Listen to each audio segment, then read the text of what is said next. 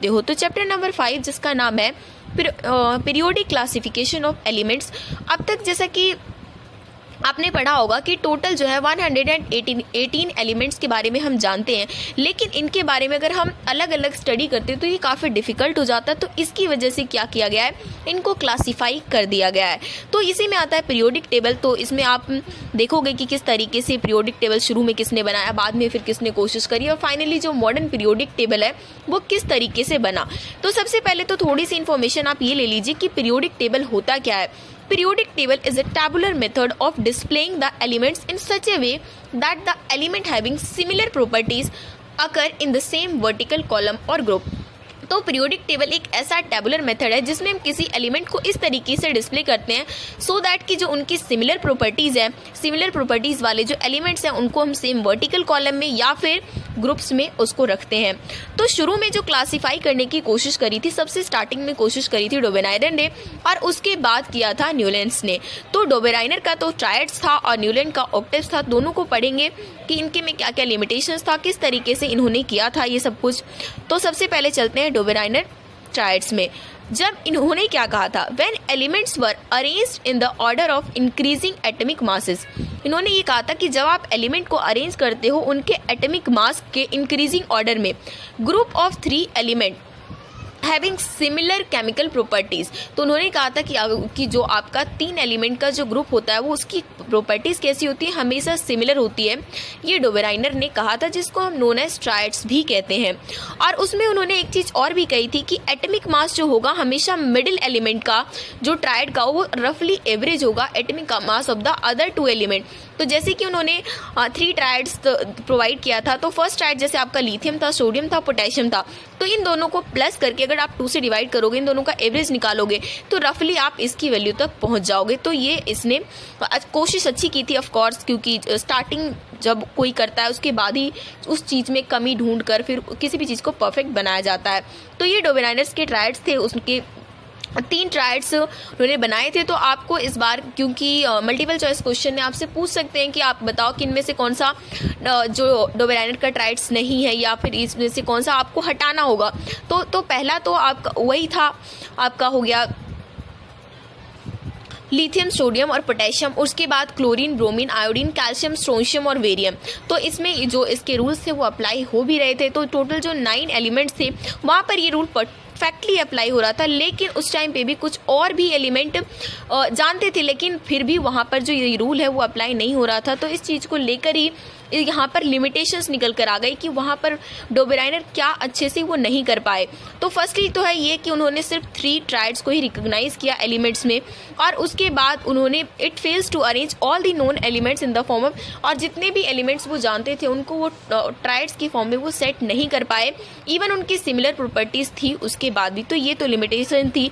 उसके बाद जो अगली कोशिश की थी वो न्यूलैंड ने की थी। उनका जो रूल था, थोड़ा सा कॉन्सेप्ट था, वो अलग था। When elements are placed in the order of increasing atomic masses. हालांकि इन्होंने भी एटॉमिक मास को ही अपना बेस बनाया था। अब तक आप देखोगे डोबेराइनर है, न्यूलैंड्स है, मेंडलीव है, तीनों के तीनों ने एटॉमिक मास को ही लेकर स्टडी किया था। इस वजह से ये फेल हो रहे थे। अगर इन्होंने एटॉमिक नंबर लिया होता तो ये शायद बहुत पहले ही आ चुका होता। The physical and chemical properties of every 8th element are the repetition of the properties of the first element. इन्होंने ये कहा था कि अगर आप फिजिकल केमिकल प्रॉपर्टी चेक करोगे ना, तो हर जो 8वां एलिमेंट के जो प्रॉपर्टीज़ होंगे वो कैसा होगा, फर्स्ट वाले से मैच होगा। और इन्होंने इस चीज़ को बताया था कि ये इन्होंने म्यूज़िक से कंपेयर की थी, जैसे सा रे गा मा पा धा नी सा। तो दोबारा से 8th नंबर पे सा दोबारा से आ जाता है। तो इसी चीज़ से उन्होंने कंपेयर किया था। और एग्जाम्पल के लिए यहाँ पर आप देख सकते हो कि जैसे लिथियम और सोडियम को उन्होंने पाया था कि जो रिपीटेशन हो रहा है तो इन दोनों की जो प्रॉपर्टीज़ है वो भी सेम टू सेम मैच हो रहे हैं। तो ये न्यूलैंड्स का कॉन्सेप्ट था। तो हर चीज़ के बारे में थोड़ा थोड़ा आपको नॉलेज होना चाहिए। उसके बाद लिमिटेशन ऑक्टेव्स में भी थी। देखिए प्रॉब्लम यहाँ था कि जो लॉ ऑफ ऑक्टेव्स था वो सिर्फ और सिर्फ कैल्शियम तक ही एप्लीकेबल हो रहा था। जो जितने भी हल्के एलिमेंट्स थे वहाँ तक तो ये एप्लीकेबल हो रहा था, लेकिन जैसे जैसे आगे बढ़ने लगे तो इनका जो रूल है वो एप्लीकेबल नहीं होने लग गया। उसके बाद न्यूलैंड ने क्या किया था, एडजस्ट कर दिया था दो एलिमेंट्स को सेम स्लॉट में, विच इज़ नॉट पॉसिबल। बाद में आप देखोगे मॉडर्न पीरियोडिक टेबल में ऐसा बिल्कुल भी नहीं है कि एक ही स्लॉट में दो एलिमेंट हैं। जैसे उन्होंने कोबाल्ट और निकिल को सेम जगह पे सेट कर दिया था, जबकि उनकी डिफरेंट प्रॉपर्टीज़ थी। जैसे एग्जाम्पल है कोबाल्ट और निकिल, फ्लोरीन, क्लोरीन, इन सब के साथ सेट कर दिया था, जबकि इनकी प्रॉपर्टीज़ कहीं से भी मैच नहीं खाती है। तो दूसरी लिमिटेशन ये थी। तीसरी लिमिटेशन ये थी कि न्यूलैंड्स ने ये कहा था कि हमारे नेचर पे ना सिर्फ और सिर्फ 56 एलिमेंट ही एग्जिस्ट करते हैं और फ्यूचर में भी कुछ भी डिस्कवर नहीं किया जाएगा। लेकिन जैसा कि आपको पता है कि अब तक हम 118 एलिमेंट्स को फाइंड आउट कर चुके हैं और हो सकता है कि फ्यूचर में और भी ढूंढ लें। तो इसलिए न्यूलैंड्स की ये बात भी एक लिमिटेशन के रूप में निकल कर आती है। और उसके बाद हम नेक्स्ट चलते हैं मेंडलीव पीरियोडिक टेबल में। तो मेंडलीव ने जो पीरियोडिक टेबल बनाया था वो काफ़ी सक्सेसफुल था, लेकिन थोड़ी सी कमी यही रह गई थी कि उन्होंने एटॉमिक मास को अपना बेस बना लिया था। अगर उन्होंने एटॉमिक नंबर को बनाया होता तो शायद मेंडलीव ही सक्सेसफुल होता। और ऑफ कोर्स मेंडलीव के पीरियोडिक टेबल के बेसिस पे ही मॉडर्न पीरियोडिक टेबल को बनाया गया है। तो मेंडलीव ने काफ़ी अच्छी कोशिश करी थी और जितने भी ये जो न्यूलैंड्स में लिमिटेशंस थी उसको ख़त्म करने की पूरी कोशिश की थी। क्योंकि जब आपने ये देखा होगा ना कि सबसे पहले तो ये डोबेराइनर ने ट्राई किया, तो चलो ठीक है, उन्होंने 9 एलिमेंट्स तक पूरा सेटिस्फाई किया सारी चीज़ों को। तो जो भी कमी होती है तो अगला साइंटिस्ट उसे क्या करता है, ठीक करने की कोशिश करता है। तो यहाँ पर ये लिमिटेशंस यही थी कि बहुत ही कम एलिमेंट्स को ढूंढे गए थे, ज़्यादातर अप्लाई नहीं हो रहा था। लेकिन वही न्यूलैंड्स ने क्या करा, पूरे 56 एलिमेंट ढूंढे और उन्होंने, लेकिन प्रॉब्लम ये कर दी कि उन्होंने कहा कि जो यहाँ पर 56 एलिमेंट्स के अलावा उससे ज़्यादा हो ही नहीं सकते। उसके बाद आगे आते हैं मॉडर्न पीरियोडिक टेबल में, उसमें तो हम बाद में आएंगे खैर, लेकिन उससे पहले जान लेते हैं कि मेंडलीव ने क्या किया। तो यहाँ पर आप देख सकते हो कि मेंडलीव के अकॉर्डिंग था क्या कि जब आप एलिमेंट्स को अरेंज करते हो इन the order of increasing atomic masses, the element with similar properties occur at regular interval. तो उन्होंने यही कहा था कि जब आप एलिमेंट्स को इंक्रीजिंग एटॉमिक मासेस के ऑर्डर पे आप सेट करोगे तो एलिमेंट क्या होगा, सिमिलर प्रॉपर्टीज देगा एक रेगुलर इंटरवल्स पे। और उसके बाद properties of elements are a periodic function of their atomic masses. और उन्होंने क्या कहा था कि किसी भी एलिमेंट्स की जो प्रॉपर्टीज़ होंगी वो किसके अकॉर्डिंग हम पता कर सकते हैं, उसके एटॉमिक मासेस के अकॉर्डिंग ही वो सेट होगा। उसके बाद मेंडलीव पीरियोडिक टेबल जो था वो आपका केमिकल प्रॉपर्टीज़ के ऊपर बेस था, जिसके अंदर 6 तो पीरियड्स थे, हॉरिजॉन्टल रोज थे, जबकि 8 वहाँ पर ग्रुप्स थे, मतलब वर्टिकल कॉलम्स थे। जबकि आगे आप देखोगे कि थोड़े से इंक्रीज हुए, लेकिन फिर भी बहुत ज़्यादा रोल प्ले किया था मेंडलीव पीरियोडिक टेबल ने जब वहाँ पर बनाया जा रहा था मॉडर्न पीरियोडिक टेबल। तो इनकी उपलब्धियां काफ़ी अच्छी थी, तो इस वजह से इनके जो मेरिट्स हैं, लिमिटेशंस है, हर कुछ एग्जाम में आता है। तो ऐसे भी आप क्वेश्चन पूछ लेते हैं कि difference between Mendeleev and modern periodic table. तो आप दोनों का जब ओवरव्यू कर लोगे तो आपको प्रॉब्लम नहीं आएगी। अब यहाँ पर देख लीजिए कि मेरिट्स क्या था। मेंडलीव ने कुछ खाली स्थान छोड़ दिए थे, कुछ वैकेंट प्लेसेस छोड़ दिए थे अपने टेबल में, और उन्होंने एक आइडिया दे दिया था कि हाँ यहाँ पर न्यू एलिमेंट्स की डिस्कवरी की जाएगी।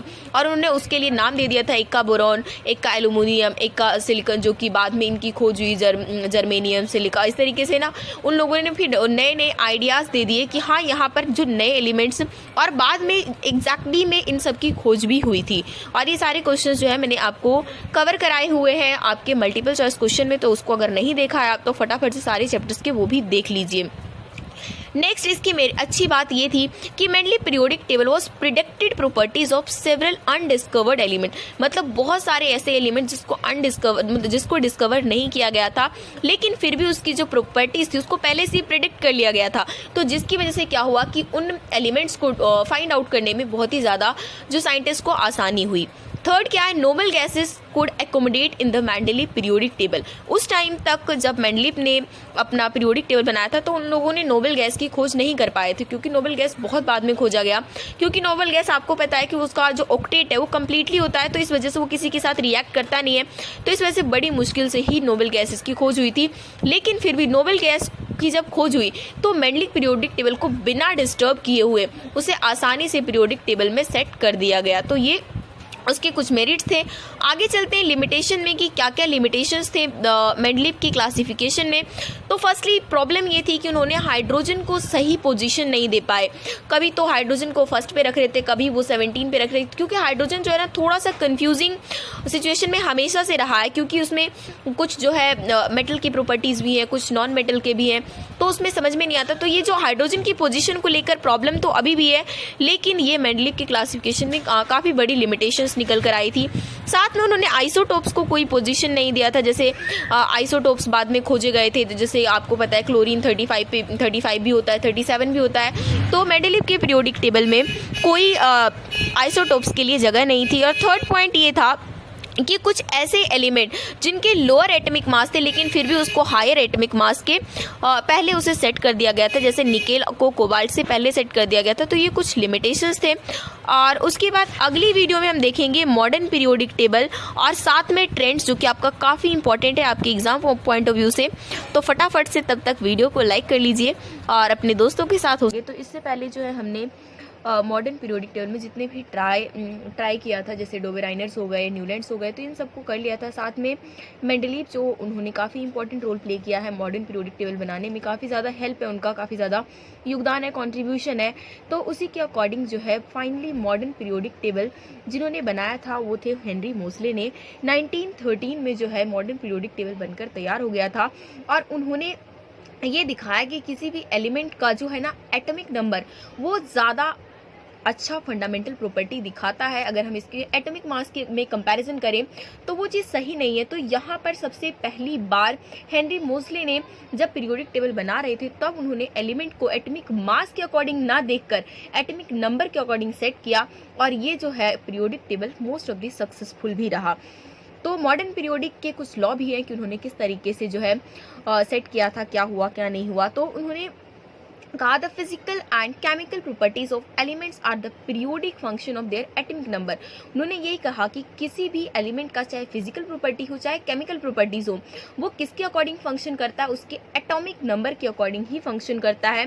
साथ में एटॉमिक नंबर जिसको डिनोट करते हैं Z से, वो इक्वल होता है number of proton present in the nucleus of the atom of the element.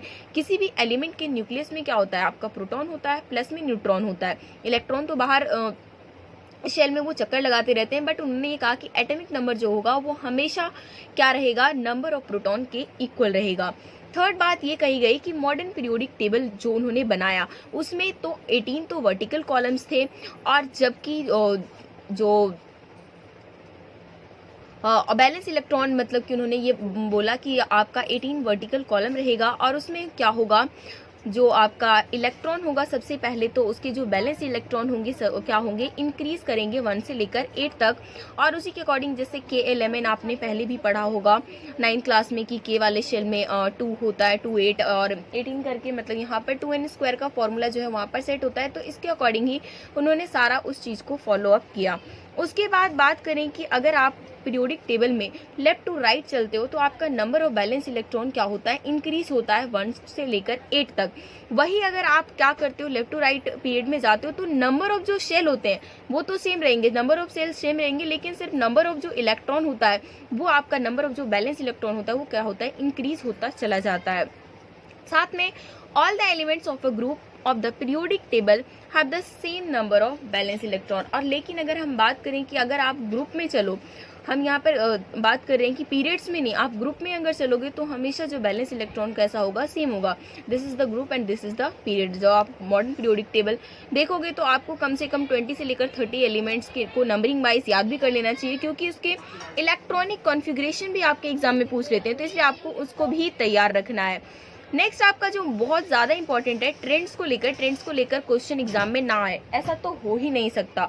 तो फर्स्ट जो ट्रेंड्स को लेकर हम पढ़ेंगे, वैलेंसी हो गया, एटॉमिक साइज हो गया, उसके अंदर metallic character, non metallic character. तो फर्स्टली स्टार्ट कर लेते हैं वैलेंसी से। तो वैलेंसी होता क्या है, किसी भी एलिमेंट की जो वैलेंसी हम कैसे डिटरमाइन करते हैं कि जो उसके आउटर मोस्ट शेल में कितने वैलेंस इलेक्ट्रॉन है और जो उसकी कंबाइनिंग कैपेसिटी होती है किसी एलिमेंट की, तो उसको हम वैलेंसी कहते हैं। जितना वो क्या कर सकता है, लूज कर सकता है या फिर गेन कर सकता है नंबर ऑफ इलेक्ट्रॉन, तो वो उसका क्या होता है, वैलेंसी होता है। तो वही अगर बात करें पीरियड में आप चलोगे तो पीरियड में अगर आप लेफ्ट टू राइट जाते हो तो वैलेंसी क्या होगा, शुरू में तो आपका इंक्रीज होगा फर्स्ट टू लेकर फोर्थ तक, उसके बाद दोबारा से डिक्रीज होगा 3 to 1 0। तो इस तरीके से पीरियड में होता है। लेकिन वही अगर आप ग्रुप में चलोगे तो आप टॉप टू बॉटम जाओगे ग्रुप्स में, तो उसमें वैलेंसी जो है हमेशा क्या होगी, सेम होगी, क्योंकि आपका नंबर ऑफ वैलेंस इलेक्ट्रॉन भी दोनों, क्योंकि जब आप ग्रुप में चलते हो तो वो हमेशा क्या होता है, सेम होता है। नेक्स्ट बात करते हैं एटॉमिक साइज। ये काफ़ी इंपॉर्टेंट है, आपको अच्छी तरीके से इसको माइंड में सेट आउट कर लेना है सो दैट कि आपको कोई प्रॉब्लम ना हो, कंफ्यूजन ना हो, क्योंकि मल्टीपल चॉइस क्वेश्चन में अक्सर स्टूडेंट को कंफ्यूजन हो जाते हैं। तो इस वजह से आपको थोड़ा सा ज़्यादा इस पर कंसंट्रेशन की ज़रूरत है। सेकेंड है एटॉमिक साइज। एटॉमिक साइज क्या होता है, ये आपका रेफर करता है किसी भी एटम का कितना रेडियस है। It is the distance between the centre of the nucleus and the outermost shell of the isolated atom. किसी भी एटम का जो सेंटर ऑफ द न्यूक्लियस और उसके बाद आउटर मोस्ट शेल के दोनों के बीच में जो डिस्टेंस है वही आपका क्या एटॉमिक रेडियस है। और एटॉमिक रेडियस से ही हम एटॉमिक साइज जो है हम दिखाते हैं। तो वहीं अगर चलते हैं पीरियड्स में, तो लेफ्ट टू राइट अगर पीरियड में चलोगे तो एटॉमिक साइज क्या होगा, डिक्रीज होगा, क्योंकि वहां पर जो न्यूक्लियर चार्ज होता है वो इंक्रीज होता है। तो क्या करते हैं, एक दूसरे को अट्रैक्ट करके जो उसका साइज है वो कम कर लेते हैं। लेकिन यहाँ पर आपको ध्यान देने वाली बात यह है कि जितने भी नोबल गैसेज है वो आपके जो लास्ट में आपको देखोगे आपका जो ग्रुप है जो एक अपना ऑक्टेट पूरा कर चुका होता है, तो जितने भी नोबल गैसेस के एटॉमिक साइज हमेशा कैसे होते हैं, आपका लार्जेस्ट होगा उस पर्टिकुलर पीरियड में, क्योंकि वहां पर क्या होता है, फुल्ली इलेक्ट्रॉनिक कॉन्फ़िगरेशन होता है। नेक्स्ट चलते हैं ग्रुप में। तो ग्रुप के बारे में बात करें तो एटॉमिक साइज क्या होता है, इंक्रीज डाउन। जैसे ही आप नीचे चलोगे तो एटॉमिक साइज इंक्रीज होना शुरू होगा, क्योंकि न्यू शेल्स क्या होते रहते हैं, इंक्रीज होते रहते हैं। अब नेक्स्ट जो ट्रेंड्स में हम देखेंगे दैट इज मेटेलिक कैरेक्टर। तो मेटेलिक कैरेक्टर होता क्या है, ये आप किसी भी एटम की टेंडेंसी जो जिससे कि वो इलेक्ट्रॉन को लूज करता है। मेटल और नॉन मेटल में जब आपने डिफरेंस देखा था तभी भी हमने यही देखा था कि जितने भी मेटल्स होते हैं वो क्या करते हैं, आपके इलेक्ट्रॉन को लूज करने का काम करते हैं। तो जो पीरियड में अगर हम बात करें तो along the period from left to right metallic character decreases because a tendency to lose electron. क्योंकि जिस तरीके से आप आगे चलते रहोगे तो वहां पर क्या होता है, वो इलेक्ट्रॉन को लूज करना नहीं चाहते। आप खुद सोचो कि वही सोडियम के बारे में बात करें, सोडियम के पास आउटर मोस्ट शेल में एक इलेक्ट्रॉन है, वो एक इजिली से लूज कर देगा। लेकिन जैसे जैसे आगे बढ़ोगे मैग्नीशियम, एल्यूमिनियम, सिलिकॉन, तो ये धीरे धीरे क्या करते हैं, अपना ये टेंडेंसी जो है लूज करने की वो धीरे धीरे कम करते हुए चले जाते हैं। वही आगे बात करें ग्रुप में कि मेटलिक कैरेक्टर जब आप टॉप से लेकर बॉटम में जाते हैं तो वहां पर इंक्रीज होता है because the atomic size and tendency to lose electron. क्योंकि वहां पर एटॉमिक साइज इंक्रीज होने की वजह से वो इलेक्ट्रॉन को लूज भी इजिली कर देते हैं। तो ये आपके ग्रुप्स के अकॉर्डिंग है, पीरियड के अकॉर्डिंग है। आगे चलते हैं नॉन मेटलिक कैरेक्टर, जस्ट उसका अपोजिट है। नॉन मेटलिक कैरेक्टर एक ऐसी टेंडेंसी है जिससे कोई भी एटम इलेक्ट्रॉन को गेन करने का काम करता है। तो इसमें अगर आप पीरियड में लेफ्ट टू राइट चलोगे तो नॉन मेटलिक कैरेक्टर इंक्रीज होगा, क्योंकि वहां पर जैसे जैसे आप लेफ्ट से लेकर राइट तक चलते जाओगे तो जितने भी नॉन मेटल है वो क्या चाहेंगे, वो इजीली जो पर्टिकुलर किसी चीज़ को गेन कर लेंगे, जो मेटल जो भी इलेक्ट्रॉन देगा उसे गेन कर लेंगे, क्योंकि जो उनकी टेंडेंसी होती है इलेक्ट्रॉन को गेन करने की वो काफ़ी ज़्यादा इंक्रीज हो जाती है। क्यों, क्योंकि उस पर जो न्यूक्लियस चार्ज है वो इंक्रीज हो जाता है। नेक्स्ट अगर आप ग्रुप में चलोगे टॉप टू बॉटम तो नॉन मेटलिक कैरेक्टर यहाँ पर डिक्रीज होगा, क्योंकि एटॉमिक साइज इंक्रीज हो रहा है तो उसमें वो गेन करना बिल्कुल भी प्रेफर नहीं करेंगे। तो इस तरीके से आपको याद रखना है। आगे चलते हैं केमिकल रिएक्टिविटी के बारे में। तो मेटल्स में और नॉन मेटल्स के अकॉर्डिंग देखेंगे। केमिकल रिएक्टिविटी मेटल्स की इंक्रीज होती है जब आप ग्रुप से नीचे चलते हो। ग्रुप में जैसे जैसे आप नीचे चलोगे तो केमिकल रिएक्टिविटी क्या होता है, इंक्रीज होता है, क्योंकि उनके अंदर वही इलेक्ट्रॉन को लूज करने की टेंडेंसी ज़्यादा होती है। और वही अगर बात करते हैं नॉन मेटल में, तो नॉन मेटल में जैसे आप चलोगे डाउन द ग्रुप तो वहाँ पर जो नॉन मेटल की केमिकल रिएक्टिविटी है वो डिक्रीज होना शुरू हो जाएगी। क्यों, क्योंकि उनके अंदर जो गेन करने की जो टेंडेंसी होती है वो डिक्रीज होती हुई चली जाती है। इसको हमने पहले भी कवर कर लिया था। और नेक्स्ट जो 6 पॉइंट है आपका इलेक्ट्रोनेगेटिविटी को लेकर। इलेक्ट्रोनेगेटिविटी क्या है, ये एक ऐसी टेंडेंसी है जिससे कोई भी एलिमेंट अट्रैक्ट करता है the share pair of electron towards it in a covalently bonded molecule.